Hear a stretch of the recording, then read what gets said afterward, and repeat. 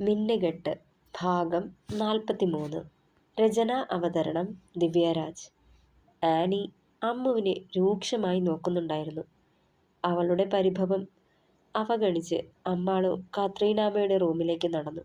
എടാ എബിയെ, ആ ഒഴിഞ്ഞു കിടക്കുന്ന മുറിയിൽ ഒരു കട്ടിലുണ്ട്. രണ്ടാളും കൂടി അതൊന്ന് റൂമിലേക്ക് കൊണ്ടുവന്നിട്ടേരെ. കത്രീനാമ്മയുടെ സ്വരം അവൾ കേട്ടിരുന്നു. ദേ അമ്മു, എന്താ നിന്റെ ഉദ്ദേശം? ഇച്ചായനെ വിഷമിപ്പിക്കാനാണ് നിന്റെ ഭാവമെങ്കിൽ പൊന്നുമോളെ, ഞാൻ നിന്നോടൊപ്പം ഉണ്ടാവില്ല. അവളെ കൂർപ്പിച്ചു നോക്കിക്കൊണ്ട് പറഞ്ഞു ആനി. നിന്റെ ഇച്ചായന് എന്നെ വിശ്വാസമില്ല ആനി. നിന്റെ എഡിച്ചായനും നീയും പറഞ്ഞപ്പോഴാ ഞാൻ തെറ്റുകാരിയല്ലെന്ന് ഇച്ചായന് മനസ്സിലായത്. കുരിശുമറ്റത്തെ ചോര എൻ്റെ ഉള്ളിൽ വളരുന്നത് കൊണ്ടാ എന്നെ വിളിക്കാൻ വന്നത്. അല്ലാതെ ഇച്ചായന് ഇതുവരെ അമ്മോളുവിനെ അറിയില്ല എന്ന്. ഇത്രയും നാൾ എന്നെ കേൾക്കാൻ മനസ്സ് കാട്ടിയിട്ടില്ലല്ലോ. ഞാൻ എന്തോരം വേദന തിന്നതാ, അതറിയണ്ടേ ആർക്കും? നിന്റെ ഇച്ചായന് മാത്രമേ വാശി പാടുള്ളോ? എനിക്കായിക്കൂടാന്നുണ്ടോ? പുച്ഛത്തോടെ ചിരിച്ചവൾ. നീ പിണങ്ങിയിരുന്നോ? എന്നും ഇങ്ങനെ കരഞ്ഞു പിഴിഞ്ഞ് ജീവിക്ക്. ഇച്ചായനോട് ക്ഷമിച്ചൂടെ നിനക്ക്? ഇത്രയും പിടിവാശി വേണമായിരുന്നു? ഞാൻ ഇനി എന്ത് പറയാനാ? എനിക്കിനി നിന്നോടൊന്നും പറയാനില്ല, പോവുക. പറഞ്ഞുകൊണ്ട് പുറത്തേക്കിറങ്ങി ആനി. എനിക്ക് വേദനിച്ചതിനെന്താ ആരും കണക്കിടാത്തത്? ഞാനും മനുഷ്യനല്ലേ?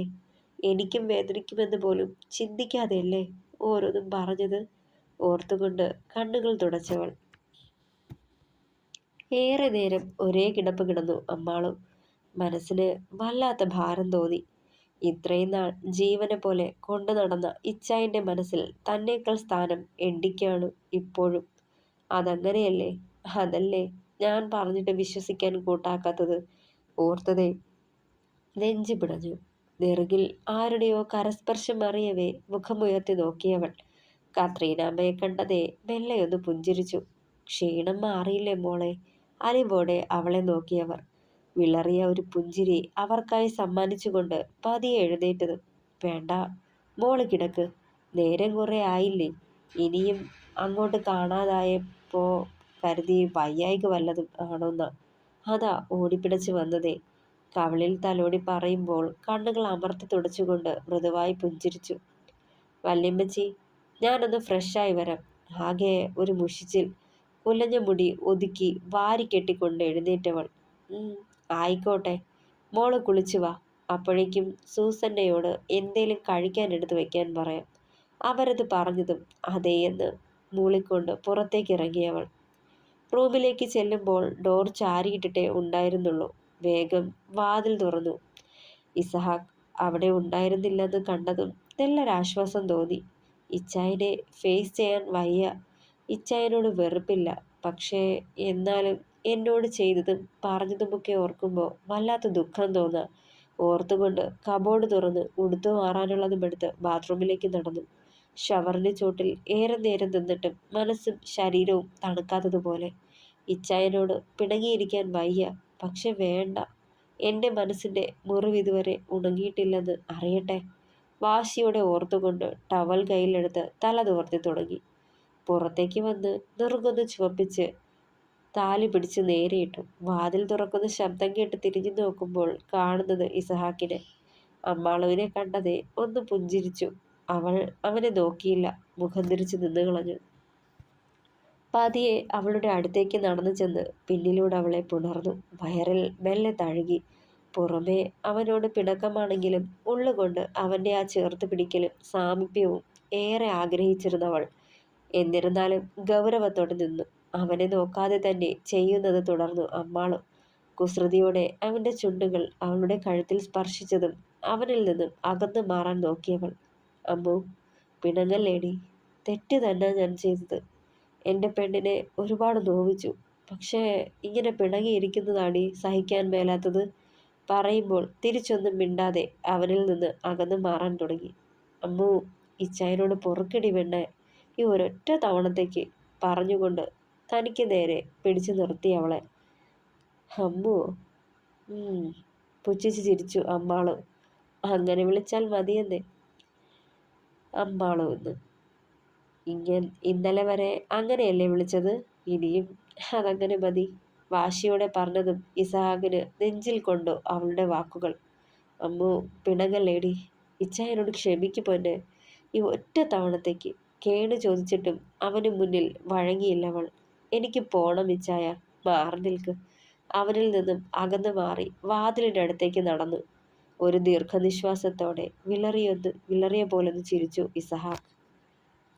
രാത്രി തിരിഞ്ഞും മറിഞ്ഞും കിടന്നിട്ടും ഇസഹാക്കിന് ഉറക്കം വന്നില്ല. അമ്മാളുവിനെ ഒന്ന് കാണാൻ തുടികൊട്ടി ഹൃദയം. സമയം നോക്കുമ്പോൾ രാത്രി 1 മണി കഴിഞ്ഞു.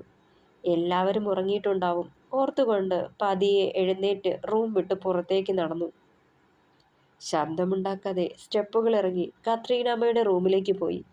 ഡോർ ചാരിയിട്ടേ ഉള്ളൂ എന്ന് കണ്ടതും ഓഹ് ഗോഡ്, താങ്ക്സ്, നെഞ്ചിൽ കൈവച്ചുകൊണ്ട് അകത്തേക്ക് കയറി. ഡിം ലൈറ്റ് ഇട്ടിരുന്നു. 2 ബെഡുകളിലായി രണ്ടാളും നല്ല ഉറക്കമെന്ന് കണ്ടതേ പുഞ്ചിരിയോടെ അമ്മുവിനടുത്തേക്ക് ചെന്നു. അവളുടെ അടുത്തേക്ക് ചെന്നിരുന്ന് നെറുകിൽ പതിയെ ചുംബിച്ചു. ഉറക്കത്തിൽ പെണ്ണൊന്ന് കുറുകിയതും ചാടി എഴുന്നേറ്റു.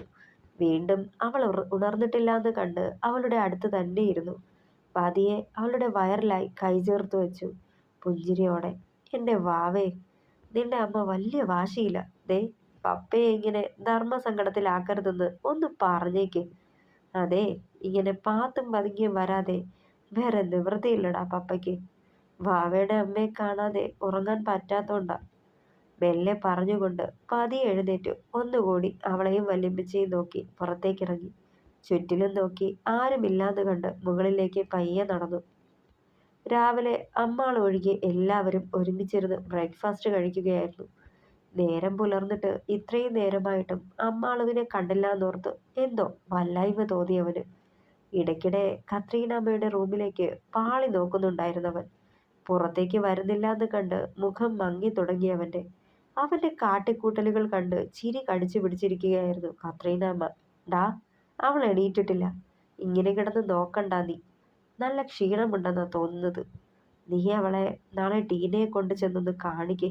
1.5 മാസം ആവാറായിട്ടുണ്ട്. സ്കാനിംഗ് ഒക്കെ ഉള്ളതല്ലയോ? കത്രീനാമ്മ പറയുന്നതിനൊക്കെ ചമ്മിയ ചിരിയോടെ തലയാട്ടി കേട്ടു. എടി, നീ മറ്റേ ലോറൻസിന്റെ മോന്റെ കാര്യം ജോണിനോട് പറഞ്ഞായിരുന്നോ? ഇടയ്ക്ക് കഴുപ്പൊന്ന് നിർത്തിക്കൊണ്ട് സോഫിയെ നോക്കി കത്രീനാമ്മ. ഇസഹാക്കും ആനിയും സംശയത്തോടെ അവരെ നോക്കി. ആ, ഇല്ലമ്മച്ചി, ഈ തിരക്കൊന്ന് കഴിയട്ടെ എന്ന് കരുതി. മോനെ, തേറ്റുപറമ്പിലെ ലോറൻസ് സാർ ഇന്നലെ അച്ഛനെ കാണാൻ ചെന്നിരുന്നു. അവരത് പറഞ്ഞതേ കാര്യം മനസ്സിലായ പോലെ ഇസഹാക്ക് ആനിയെ നോക്കി. ആനി ചെറിയൊരു ആശങ്കയോടെ അവരെ നോക്കി ഇരിപ്പുണ്ടായിരുന്നു. അയാളുടെ ഇളയ മോൻ അങ്ങ് അമേരിക്കയിലെ ഏതോ വലിയ കോളേജിലെ പ്രൊഫസറാ. ആനി മോളെ അവർക്കറിയാലോ. ആ ചെക്കന് വേണ്ടി ചോദിച്ചൂന്നാ അച്ഛൻ പറഞ്ഞത്. മമ്മി എന്നാ പറഞ്ഞു? ജോണിനോട് ആലോചിച്ചിട്ട് പറയാന്ന് പറഞ്ഞു. അവരത് പറഞ്ഞതേ ഇസഹാക്ക് വീണ്ടും ആനിയെ നോക്കി. നല്ല പയ്യനാ ആനി. പോരാത്തതിന് നല്ലൊരു ജോലിയുമുണ്ട്. നിനക്ക് സമ്മതമാണേൽ നമുക്ക് ആലോചിക്കാം. എന്നാ പറയുന്നു? എല്ലാം ഇച്ചായനും മമ്മിയും കൂടങ്ങ് തീരുമാനിച്ചാൽ മതി. എനിക്ക് പ്രത്യേകിച്ച് അഭിപ്രായമൊന്നുമില്ല. പറഞ്ഞുകൊണ്ട് കഴുപ്പ് നിർത്തി എഴുന്നേറ്റ് മുകളിലേക്ക് നടന്നു ആനി. മമ്മി, ഇപ്പൊ വാക്ക് കൊടുക്കണ്ട. ഞാനൊന്നുകൂടി അന്വേഷിക്കട്ടെ, എന്നിട്ട് പറയാം.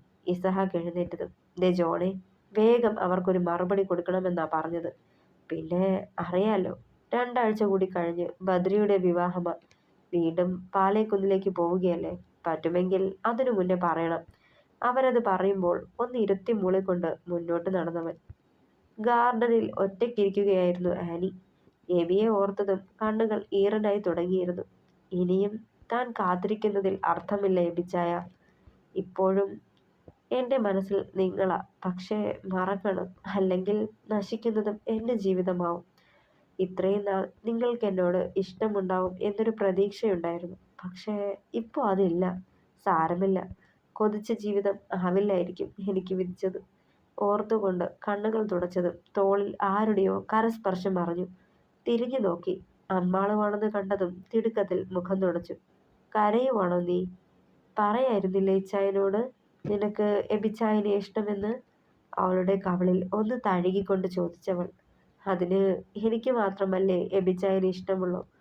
എബിച്ചായന് എന്നെ വെറുപ്പല്ലേ? വിളറിയ പുഞ്ചിരിയോടെ പറഞ്ഞത്. എന്നാലും വിഷമമില്ലേ നിനക്ക്? ഇല്ലെന്നോ?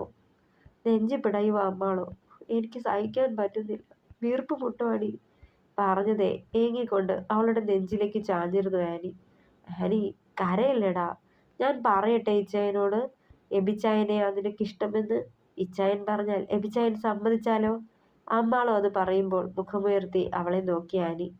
വേണ്ട അമ്മാളു, നീ പറഞ്ഞതുപോലെ ഇച്ചായൻ പറഞ്ഞാൽ ചിലപ്പോൾ എബിച്ചായൻ കേൾക്കുമായിരിക്കും.